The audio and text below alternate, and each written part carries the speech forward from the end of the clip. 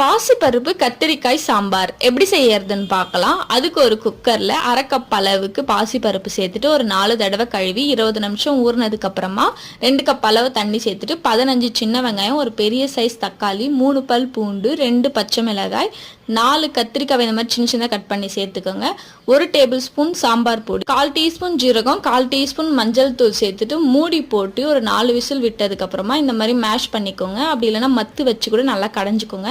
ஒரு சட்டியில் 2 table spoon எண்ணெய், 1/4 டீஸ்பூன் கடுகு, 1/4 டீஸ்பூன் ஜீரகம், 2 காஞ்ச மிளகாய், கொஞ்சமாக கறிவேப்பிலை சேர்த்துட்டு நம்ம ஏற்கனவே வேக வச்சுருக்க கத்திரிக்காய் பருப்பையும் சேர்த்துட்டு இதுக்கு உங்களுக்கு எவ்வளோ தண்ணி தேவையோ அவ்வளோ தண்ணி சேர்த்துக்கலாம். நான் இன்றைக்கி திக்காக சேர்த்துனால கொஞ்சமாக சேர்த்துக்கிறேன்.